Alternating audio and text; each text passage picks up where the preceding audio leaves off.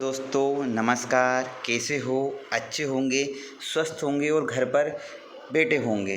तो दोस्तों आज मैं आपके लिए एक शानदार टॉपिक लेके आया हूँ जिसका नाम है कंपटीशन एग्ज़ाम में ज़रूर से ज़रूर ये क्वेश्चन यहाँ से पूछने वाला है। संसद के बारे में आपको जानकारी देने वाला हूँ, लोकसभा, राज्यसभा और आपके संसद के बारे में। तो संसद का नया जो भवन बन के तैयार हुआ है वो किस टाइप का है, इसके बारे में हम जानकारी लेंगे। तो हम आज क्या क्या जानेंगे, तो देखना। नए संसद भवन का निर्माण करना ज़रूरी क्यों हो गया, साल 2026 में लोकसभा सीटों का परिसीमन होना और इसके बाद सांसदों की संख्या बढ़ेगी, तो इसके बारे में आपको जानकारी दूंगा। आज़ादी के बाद पहले चुनाव में 7 लाख की आबादी पर एक सांसद था और वर्तमान में 25 लाख की आबादी पर एक सांसद होगा। इसके बारे में पूरी की पूरी जानकारी आपको मिलेगी। तो हम बात कर लेते हैं। अभी लोकसभा में 543 सदस्य और राज्यसभा में 245 सदस्य। 1951 में पहली बार चुनाव हुए थे, तब देश की आबादी 36 करोड़ और 789 लोकसभा सीटें थी। ठीक है ना। तो आज हम बात कर रहे हैं नया संसद भवन के बारे में और पूरी की पूरी लोकसभा के बारे में। बहुत ही इम्पोर्टेंट टॉपिक है मेरे प्यारे स्टूडेंट, यहाँ से आपके एग्ज़ाम में क्वेश्चन ज़रूर पूछेगा। तो हम बात कर लेते हैं, देश की विधान पालिका का सर्वोच्च निकाय कौन सा होता है। देश की विधान पालिका का सर्वोच्च निकाय कौन सा होता है, तो ये होता है संसद। नए संसद भवन का डिज़ाइन किसने तैयार किया, ये बहुत ही इम्पोर्टेंट है, एग्ज़ाम में पूछा जा सकता है। नया संसद भवन का डिज़ाइन किसने तैयार किया, तो आर्किटेक्ट बिमल पटेल ने। किसने किया? बिमल पटेल ने, जो कहाँ के हैं आपके, अहमदाबाद के। बिमल पटेल की कंपनी का नाम HCP design planning and management private limited है। आर्किटेक्चर में उनका 35 साल का अनुभव है, जिन्होंने उन्हें पद्मश्री से सम्मानित कर चुकी है। इनको पद्मश्री भी बन चुका है। अगला क्वेश्चन आपका पूछ लिया जाए कि नए संसद भवन का डिज़ाइन किसने तैयार किया, तो बिमल पटेल ने। अहमदाबाद का रिवर प्रोजेक्ट, कंकारिया का रीडेवलपमेंट, राजकोट रेसकोर की, ये बहुत सारी है जो इन्होंने बहुत सारी बिल्डिंगें तैयार की है। IIT जोधपुर जैसी भी कई बिल्डिंग का डिज़ाइन इन्होंने किया है। जबकि वर्तमान संसद भवन का डिज़ाइन उस समय के मशहूर वास्तुविद लुटियंस ने किया था। ये वर्तमान संसद जो अभी चल रही है, ये नई संसद तो 2022 से चालू होगी आपकी, लेकिन जो अभी वर्तमान संसद है उसका डिज़ाइन किसने किया था, तो लुटियंस ने। का निर्माण सर हर्बर्ट बेकर के निरीक्षण में संपन्न किया था। नए संसद भवन के निर्माण का ठेका किस कंपनी को मिला, ये एग्ज़ाम में बहुत ज़्यादा क्वेश्चन पूछा जाता है। तो नए संसद भवन का जो ठेका मिला है वो टाटा प्रोजेक्ट लिमिटेड को मिला है। किसको मिला है? टाटा प्रोजेक्ट लिमिटेड को। और लिमिटेड ने 861.90 करोड़ रुपए में जीती है। इस पूरे प्रोजेक्ट को सेंट्रल विस्टा प्रोजेक्ट नाम दिया गया है। क्या नाम दिया है? सेंट्रल विस्टा प्रोजेक्ट नाम दिया है, क्योंकि इस प्रोजेक्ट के अंतर्गत नई संसद के अलावा इंडिया गेट के आसपास के 10 इमारत और बनेगी और 51 मंत्रालयों के दफ्तर भी होंगे। सेंट्रल विस्टा क्या है, तो इंडिया गेट से राष्ट्रपति भवन की ओर करीब 3 किलोमीटर का ये सीधा रास्ता और इसके दायरे में आने वाली इमारत जैसे कृषि भवन, निर्माण भवन से लेकर संसद भवन, north block, south block, Raisina hills मौजूद राष्ट्रपति भवन तक पूरा इलाका सेंट्रल विस्ट कहलाता है। जैसे मैं आपको डायग्राम से बता देता हूँ, अभी बताने वाला हूँ। नए संसद भवन का आकार कैसा है, ये क्वेश्चन आपके एग्ज़ाम में पूछा जा सकता है कि नए संसद भवन का आकार कैसा है, तो कैसा है, तो जो त्रिकोणीय। नए संसद भवन का आकार कैसा है? त्रिकोणीय। इस भवन का निर्माण श्री वास्तुशास्त्र के हिसाब से तय किया गया और भारत की संस्कृति में त्रिभुज का काफ़ी महत्व है। जबकि पुराने संसद का भवन का आकार कैसा था? गोल था, जिसका डिज़ाइन मध्य प्रदेश के मुरैना जिले के मीतावली गांव के 64 योगिनी मंदिर से लिया गया था। तो ये क्वेश्चन आपका एग्जाम की दृष्टि से बहुत ही इम्पोर्टेंट है।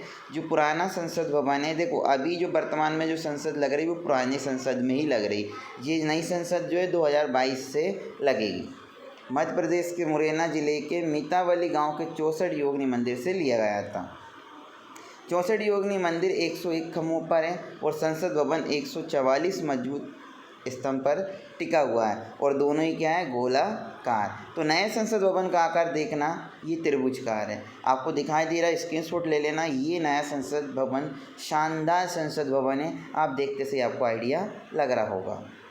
इस पूरे प्रोजेक्ट में पुरानी बिल्डिंग के दोनों तरफ ट्रायंगल शेष में 2 बिल्डिंग बनेगी। इसके चलते पुरानी बिल्डिंग एक साथ खेलने पर डायमंड लुक नज़र आएगा, तो डायमंड जैसा लुक नज़र आपको आता है। ठीक है, नया संसद भवन कितने वर्ग मीटर में बनेगा? तो नए संसद जो भवन बनेगा वो 54,500 वर्ग मीटर में बनेगा। 54,500 वर्ग मीटर में बनेगा, जिसमें 16,961 वर्ग मीटर का इलाका अंडरग्राउंड भी होगा।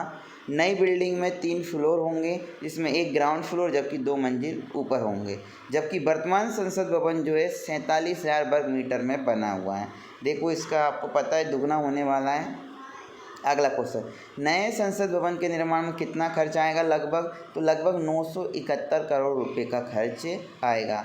जबकि वर्तमान संसद में 93 साल पहले अंग्रेजों ने 84 लाख रुपए में बनवाया था। तो ये संसद भवन का खर्चा तो नहीं पूछता है, लेकिन आपका ये पूछ लेता कौन सी आकृति है, तो त्रिभुजाकार आकृति। नए संसद भवन में लोकसभा सांसदों के लिए कितनी सीट होगी? तो 888 सीट होगी। कितनी होगी? 888 सीट होगी। अभी लोकसभा में 590 लोगों के बैठने की क्षमता है, जबकि नए संसद भवन में राज्यसभा सांसदों के लिए 326 कोष्टक में 384 से ज़्यादा सीटें होंगी। नए संसद भवन के हॉल में कुल कितने व्यक्ति बैठ सकेंगे? तो कुल व्यक्ति की पूछे तो 1224 सदस्य बैठ सकते हैं। नए संसद भवन का भूमि पूजन प्रधानमंत्री नरेंद्र मोदी द्वारा कब किया गया? तो 10 दिसंबर 2020 को किया है। नया संसद भवन कब तक बनकर तैयार हो जाएगा? तो साल 2022 तक बनकर तैयार हो जाएगा। जबकि साल 2022 में भारत अपनी आज़ादी के 75 वर्ष भी पूरा करेगा। जबकि मौजूदा संसद भवन के शिलान्यास का पत्थर 12 फरवरी 1921 को ड्यूक ऑफ कनाट द्वारा रखा गया था। तो जो अभी जो पुराना संसद भवन है वो कब बना था? 12 फरवरी 1921। इसका उद्घाटन 18 जनवरी 1927 को भारत के तत्कालीन गवर्नर जनरल लॉर्ड इरविन द्वारा किया गया था। तो ये क्वेश्चन पूछा जा सकता है आपका कि जो पुराना संसद भवन है उसका शिलान्यास किसने किया था? तो लॉर्ड इरविन द्वारा। अब कुछ महत्वपूर्ण जानकारी जो हम आपको वन लाइन फैक्ट में बता रहे हैं। देश की दूसरी सबसे बड़ी लाइब्रेरी कहाँ पर है? तो संसद भवन में। संसद की लाइब्रेरी देश की दूसरी सबसे बड़ी लाइब्रेरी है। और पहली पूछ ले तो नेशनल लाइब्रेरी कोलकाता में है। नेशनल लाइब्रेरी कोलकाता में है। देश का सुप्रीम कोर्ट शुरुआती दौर पर कहाँ से संचालित होता था? तो संसद के सेंट्रल हॉल से। तो ये बहुत ही इम्पोर्टेंट फैक्ट है जो आपके एग्ज़ाम की दृष्टि से इम्पोर्टेंट है। आपको हर कहीं पर नहीं मिलने वाला। तो आप इसका बढ़िया परमानेंट नोट्स बनाइए, अपना एक रजिस्टर लीजिए। और आज से हमारी ये सीरीज़ स्टार्ट हो गई दोबारा से, कुछ कारणों की वजह से हम आपको नहीं पढ़ा पा रहे थे। तो देश का सुप्रीम कोर्ट शुरुआती दौर से कहाँ से संचालित होता है? तो संसद के सेंट्रल हॉल से। वर्तमान संसद भवन में लोकसभा और राज्यसभा के हॉल का आकार कैसा है? तो वर्तमान संसद भवन में लोकसभा और राज्यसभा के हॉल का आकार है घोड़े के पैर के आकार का। घोड़े के पैर के आकार का। भारतीय संसद के 3 अंग कौन से हैं? तो लोकसभा, राज्यसभा और राष्ट्रपति। लोकसभा, राज्यसभा और राष्ट्रपति। भारतीय संसद का उच्च सदन कौन सा होता है? तो राज्यसभा। और वर्तमान में राज्यसभा के उपसभापति कौन है? हरिवंश नारायण। संसद के दोनों सदनों में प्रश्नकाल के ठीक बाद का समय किस नाम से जाना जाता है? तो मेरे प्यारे स्टूडेंट, ये क्वेश्चन आपका बहुत बार एग्जाम में पूछ लिया गया। तो संसद के दोनों सदनों में प्रश्नकाल के ठीक बाद का समय किस नाम से जाना जाता है? तो शून्यकाल, या हम बोलेंगे 0 आवर्स। 0 आवर्स। शून्यकाल दिन के 12 बजे से शुरू होता है, जबकि इसे शून्यकाल के नाम से इसलिए जाना जाता है क्योंकि 12 बजे का समय ना तो दोपहर के समय का होता है और ना ही दोपहर के पहले का समय होता है। हाथ से लिखे गए भारतीय संविधान को संसद की लाइब्रेरी में किस गैस से भरे चैम्बर में रखा गया है? तो ये गया है नाइट्रोजन गैस। हाथ से लिखे गए भारतीय संविधान को संसद की लाइब्रेरी में किस गैस से भरे चैम्बर में रखा गया है? तो ये किस में गया है? नाइट्रोजन गैस में।